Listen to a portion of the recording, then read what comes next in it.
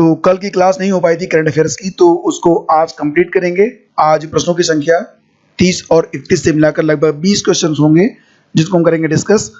तो चलिए शुरू करते हैं। और वीडियो बहुत इंपॉर्टेंट है। सोशल मीडिया पर अगर आपने अभी तक में फॉलो नहीं किया तो कर लीजिएगा। ये हैं लिंक्स, सर्च कीजिएगा फेसबुक, इंस्टाग्राम, ट्विटर और टेलीग्राम पर। लेक्चर की पीडीएफ आपको दी जा रही है टेलीग्राम चैनल पर, तो टेलीग्राम को आप लोग ज्वाइन कर लीजिएगा।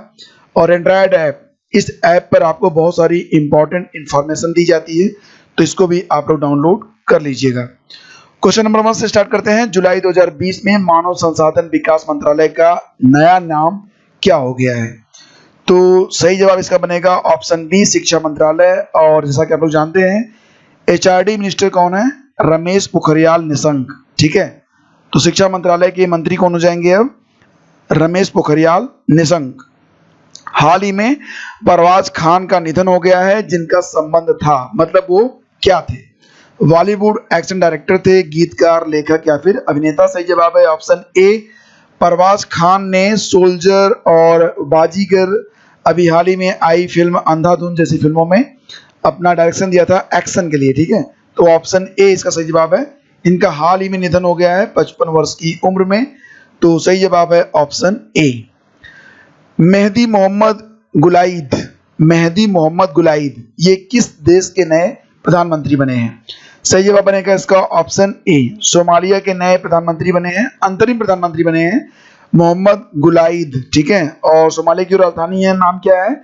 सोमालिया की राजधानी है मोगादिशु। क्या नाम है? मोगादिशु। और सोमालिया की जो मुद्रा है उसको कहा जाता है सोमाली सिलिंग। क्या कहते हैं? उसे कहते हैं सोमाली सिलिंग। तो ये भी आप याद रखना। आगे बढ़ते हैं। कोरोना महामारी से निपटने के लिए एशियाई विकास बैंक, इसको एडीबी कहा जाता है, एशियन डेवलपमेंट बैंक ने भारत को कितनी धनराशि सहायता में दी है? सही जवाब है 3 मिलियन अमेरिकन डॉलर, इसको यूएसडी कहते हैं। तो 3 मिलियन यूएसडी को दिया है एडीबी ने इंडिया को कोविड-19 महामारी से निपटने के लिए। और जैसा कि आप लोग जानते हैं कि एशियन जो डेवलपमेंट बैंक है, इसकी स्थापना हुई थी 19 दिसंबर 1966 को। तो ये याद रखना, ये काफ़ी इंपॉर्टेंट है। 1966 में स्थापित हुआ था। और इसका जो हेडक्वार्टर है वो कहाँ पर है? मनीला में। मनीला कहाँ पर है? ये फिलीपींस में है। World day against trafficking of persons 2020 ये अभी हाल ही में मनाया गया था। आपको बताना है कि कब। तो इसके बारे में मैंने वेबसाइट पर पूरी डिटेल जो है अपडेट कर दी थी, और ये मनाया गया है 30 जुलाई को। तो ऑप्शन डी इसका सही जवाब है। World day against trafficking of persons ये 30 जुलाई को मनाया गया अभी हाल ही में। आगे बढ़ते हैं। भारतीय मूल की वह लेखिका जिनको उनके उपन्यास बर्न्ड शुगर के लिए पुरस्कार, बुकर पुरस्कार के लिए शॉर्टलिस्ट किया गया है। कुल मिला के 13 लेखक हैं जिनको शॉर्टलिस्ट किया गया है बुकर प्राइज के लिए, उसमें इनका भी नाम है। और ये हैं अवनी दोषी। ठीक है, अवनी दोषी। तो ये आप याद रखना, अभी पुरस्कार मिला नहीं है, शॉर्ट लिस्ट की गई है, उनमें इनका नाम है। इनके उपन्यास का नाम होगा बर्न्ड शुगर। अभी हाल ही में आप जानते होंगे कि राफेल जो फाइटर जेट हैं वो भारत आ गए हैं। 5 राफेल फाइटर जेट की जो पहली खेप है वो वायुसेना के किस एयरबेस में आई है? तो ये आपको बताना है। सही जवाब इसका बनेगा ऑप्शन बी, अंबाला एयरबेस में। और अंबाला एयरबेस ये कहाँ पर स्थित है? तो ये हरियाणा में स्थित है। ठीक है, और वायुसेना के अध्यक्ष कौन है? वायुसेना के अध्यक्ष हैं air chief marshal RKS. Bhadauria. Air chief marshal RKS. Bhadauria. और ये जो राफेल फाइटर जेट हैं इनको किस देश से खरीदा गया है? तो फ्रांस के द्वारा इसे खरीदा गया है, और इसे दसाल्ट एविएशन ने बनाया है। तो ये भी याद रखना कि इसको बनाने वाली जो कंपनी है उसका नाम क्या है? Dassault aviation. ठीक है, और कुल 36 विमान खरीदे गए हैं, 5 आ गया है, और इसको अंबाला अंबाला एयरबेस में रखा गया है। हाल ही में जारी टाइगर सेंसस रिपोर्ट किसने जारी किया है? सही जवाब इसका बनेगा ऑप्शन बी, प्रकाश जावड़ेकर जी ने इसे जारी किया है। प्रकाश जावड़ेकर जो कि केंद्रीय पर्यावरण मंत्री हैं और केंद्रीय सूचना और प्रसारण मंत्री भी हैं, तो दोनों जो मिनिस्ट्री है प्रकाश जावड़ेकर जी संभाल रहे हैं। इन्होंने अभी हाल ही में टाइगर सेंसस रिपोर्ट 2018 को जारी किया है, और इसमें यह बताया गया है कि बाघों की जो संख्या है वो 2010 के मुकाबले अब तक दोगुनी कर दी गई है। ठीक है, और एक बात और भी याद रखना कि विश्व के में जितने भी बाघ मिलते हैं वो कुल मिला के 13 कंट्रीज हैं जिनमें पाए जाते हैं, और सभी देशों के जितने विभाग हैं उनका 70% जो है वो इंडिया में पाया जाता है। मतलब आप इंडिया को टाइगर कंट्री भी कह सकते हैं। 1973 में भारत में 9 टाइगर रिजर्व थे, अब बढ़कर कितने हो गए हैं? 50। तो ये भी याद रखना कि 1973 में जो टाइगर रिजर्व थे, टाइगर रिजर्व उनकी संख्या थी 9, अब बढ़कर हो गया है 50। क्लाइमेट चेंज पर यूनाइटेड नेशन के युवा सलाहकार ग्रुप के लिए किसे चुना गया है? सही जवाब इसका बनेगा ऑप्शन सी, दैट इज अर्चना सोरेंग को क्लाइमेट चेंज पर यूनाइटेड नेशन के युवा सलाहकार ग्रुप के लिए चुना गया है। तो ये बहुत इंपॉर्टेंट क्वेश्चन है। अर्चना सोरेंग कौन है? तो ये भारत की एक जलवायु कार्यकर्ता है, और ये किस प्रदेश से हैं? तो ये जो है उड़ीसा से अपना संबंध रखती हैं। बात करेंगे यूनाइटेड नेशन के बारे में, तो यूनाइटेड नेशन की स्थापना जैसा कि आप जानते हैं हुई थी 24 अक्टूबर को, वर्ष था 1945 का, और इसका जो हेडक्वार्टर है वो न्यूयॉर्क में है। कुल 193 देश यूनाइटेड नेशन में हैं, और वर्तमान में जो इसके अध्यक्ष हैं उनका नाम क्या है? Antonio Guterres. Antonio Guterres. पृथ्वी विज्ञान मंत्रालय के लाइफ टाइम उत्कृष्टता पुरस्कार से किसे सम्मानित किया गया है? सही जवाब बनेगा option A, that is professor Ashok Sahni को लाइफ टाइम उत्कृष्टता पुरस्कार पृथ्वी विज्ञान मंत्रालय के अंतर्गत दिया गया है। तो पृथ्वी विज्ञान मंत्रालय ने पृथ्वी प्रणाली विज्ञान में उत्कृष्टता के लिए राष्ट्रीय पुरस्कारों की घोषणा कर दी है। इस वर्ष का लाइफ टाइम उत्कृष्टता पुरस्कार प्रोफेसर अशोक साहनी को भूगर्भ विज्ञान के क्षेत्र में उनके महत्वपूर्ण योगदान के लिए दिया गया है। राष्ट्रीय समुद्र विज्ञान संस्थान विशाखापत्तनम के डॉक्टर VVS शर्मा और ध्रुवी तथा समुद्री अनुसंधान केंद्र गोवा के डॉक्टर रविचंद्रन को ध्रुवीय और समुद्र अनुसंधान के लिए राष्ट्रीय पुरस्कार दिया गया है। वायुमंडलीय विज्ञान और प्रौद्योगिकी का राष्ट्रीय पुरस्कार डॉक्टर S सुरेश बाबू को प्रदान किया गया है। हाल ही में 500 टेस्ट विकेट लेने वाले 7वें गेंदबाज कौन बन गए हैं? ये बन गए हैं स्टुअर्ट ब्रांड, जो कि रहने वाले हैं इंग्लैंड के। तो ये आप याद रखना। और पहली बार जो टेस्ट विकेट लिया था, यानी कि 500 टेस्ट विकेट लेने वाला जो पहला खिलाड़ी था वो थे कौन? श्रीलंका से अपना संबंध रखते हैं, और ये थे मुथैया मुरलीधरन। ठीक है। बात करेंगे अगर हम ICC के बारे में, तो आप जानते हैं इंटरनेशनल क्रिकेट काउंसिल, इसकी स्थापना हुई थी 15 जून 1909 को। वर्तमान में इसका जो हेडक्वार्टर है वो संयुक्त अरब अमीरात में है, और इसके जो CEO हैं उनका नाम है मनु शाहनी। फरवरी से जून 2020 के लिए नीति आयोग द्वारा जारी आकांक्षी जिलों की सूची में शीर्ष जिला कौन सा है? शीर्ष जिला।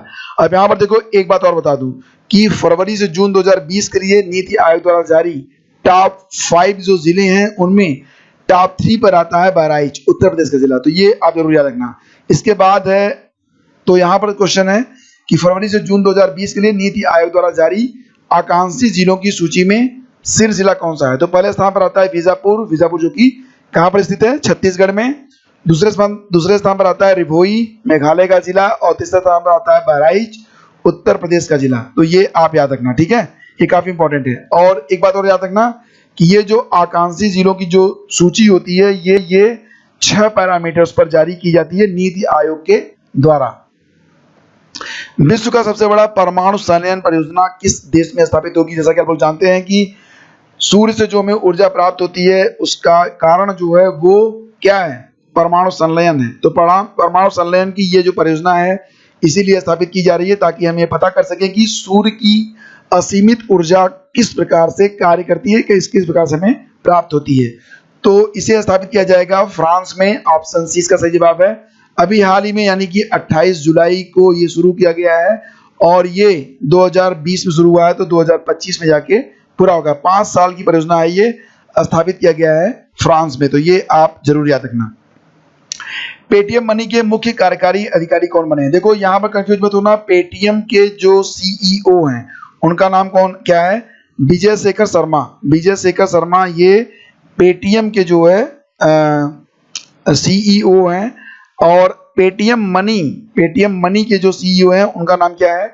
ये है वरुण श्रीधर। तो ऑप्शन ए इसका सही जवाब है। पेटीएम मनी के जो मुख्य कार्यकारी अधिकारी बने हैं वो है वरुण श्रीधर। पारंपरिक चिकित्सा और होम्योपैथी में सहयोग के लिए किस देश ने भारत से समझौता किया है? तो पारंपरिक चिकित्सा यानी कि आयुर्वेद और होम्योपैथी में सहयोग के लिए जिम्बाब्वे ने समझौता किया है भारत से, और भारत ने मालदीव के साथ भी दो बड़े जो समझौते किए हैं, उनमें एक तो है आपातकालीन चिकित्सा, दूसरा है मछली यानी कि फिश प्रोसेसिंग के क्षेत्र में। तो दोनों आप याद रखना। और जिम्बाब्वे से किया गया है पारंपरिक चिकित्सा और होम्योपैथी में सहयोग के लिए। तो ये इंपॉर्टेंट पॉइंट्स हैं। पवन हंस द्वारा उड़ान आरसीएस योजना के तहत पहली हेलीकॉप्टर सेवा किस राज्य ने शुरू की है?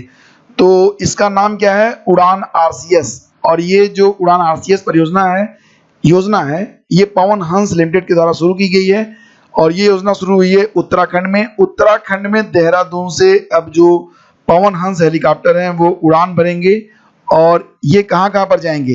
तो याद रखना कि पवन हंस लिमिटेड ने उड़ान आरसीएस क्षेत्रीय संपर्क योजना शुरू की है उत्तराखंड से, देहरादून से नई टिहरी और देहरादून से कहाँ पर? श्रीनगर तक, और इसके अलावा देहरादून से गौचर तक। तो 3 जगहों पर यह सेवा उपलब्ध रहेगी। नई टिहरी, श्रीनगर और गौचर तक उड़ान भरेगा पवन हंस हेलीकॉप्टर। ठीक है, तो सही जवाब इसका ऑप्शन बी, उत्तराखंड। वैश्विक बाघ दिवस 2020 का आदर्श वाक्य क्या है? वैश्विक बाघ दिवस याद रखना, ये प्रतिवर्ष कब मनाया जाता है? 28 जुलाई को मनाया जाता है वैश्विक बाघ दिवस। ठीक है, sorry friends, I am wrong. सही जवाब है वैश्विक बाघ दिवस। ये प्रतिवर्ष मनाया जाता है कब? 29 जुलाई को। 29 जुलाई को मनाया जाता है प्रतिवर्ष बाघ दिवस। ये जरूर याद रखना, भूलना मत। 29 दिवस वैश्विक बाघ दिवस। और एक बात और भी कि 29 जुलाई को ही मोहन बागान दिवस भी मनाया जाता है। तो दोनों आप याद रखना। और वैश्विक बाघ दिवस 2020 जो कि मनाया गया 29 जुलाई को, इसका जो आदर्श वाक्य है वो क्या है? Their survival is in our hand. Their survival is in our hand. और वैश्विक बाघ दिवस की जो स्थापना हुई थी ये वर्ष 2010 में की गई थी। रूस के सेंट पीटर्सबर्ग में एक सम्मेलन हुआ था, और उसमें ये कहा गया कि वर्ष 2022 तक जो बाघों की जनसंख्या है उसको 2 गुना करने का लक्ष्य रखा गया था, 2x। ठीक है, अभी तक ये लक्ष्य सिर्फ 2 देशों ने प्राप्त किया है। नेपाल ने सबसे पहले प्राप्त किया था, और अब 2018 का जो बाघ जनगणना हुई है उसमें भारत ने भी अपना टारगेट पूरा कर लिया है। यानी कि कुल 13 देश ऐसे हैं दुनिया में जहां पर बाघ पाए जाते हैं। तो पूरी दुनिया के जो 70% बाघ हैं वो इंडिया में पाए जाते हैं। इंडिया में भी भारत जो बाघों की संख्या है वो दोगुनी हो गई है, लेकिन सबसे पहले दोगुना करके दिखाया था नेपाल ने। Quest for restoring financial stability in India, तो ये किताब किसने लिखी है? सही जवाब इसका विरल वी आचार्य, जो कि आरबीआई के डिप्टी गवर्नर है। याद रखना, किताब का नाम है quest for restoring financial stability in India. आगे बढ़ते हैं। किस बैंक ने आईआरसीटीसी के साथ मिलकर यात्रा क्रेडिट कार्ड लॉन्च किया है? तो इस क्रेडिट कार्ड का इस्तेमाल करके आप अगर टिकट बुक करेंगे तो आपको कुछ छूट भी मिलेगी, अबाउट 10%। ठीक है, तो ये कार्ड है, और एक क्रेडिट कार्ड है जो कि आईआरसीटीसी और एसबीआई ने मिलकर इसे जारी किया है। और अगर आप इसे यूज करेंगे तो आपको 10% वैल्यू बैक मिलेगा AC1, AC2, AC3 और AC चेयर कार बुकिंग करने पर। ठीक है, हाल ही में किस भारतीय क्रिकेटर ने संन्यास की घोषणा की है? सही जवाब है इसका रजत भाटिया। रजत भाटिया ने वर्ष 1999-2000 में दिल्ली की ओर से रणजी खेलने के लिए शुरुआत की थी। अब इन्होंने घोषणा कर दी है संन्यास के बारे में। तो ये थे आज के टॉप करंट अफेयर्स। लेक्चर की पीडीएफ आपको मिल जाएगी हमारे टेलीग्राम चैनल से। दोस्तों, बहुत ही सरल भाषा में मैं कोशिश करता हूं कि आपको सारे करंट दे दिए जाएं, और जो इंपॉर्टेंट फैक्ट होते हैं वो भी रिवीजन करवा दिया जाए। तो वीडियो आपको कैसा लगा जरूर बताइएगा। लेक्चर की पीडीएफ जरूर डाउनलोड कीजिएगा। मिलेंगे आपसे अगले वीडियो में। आज्ञा दीजिए, नमस्कार, जय हिंद।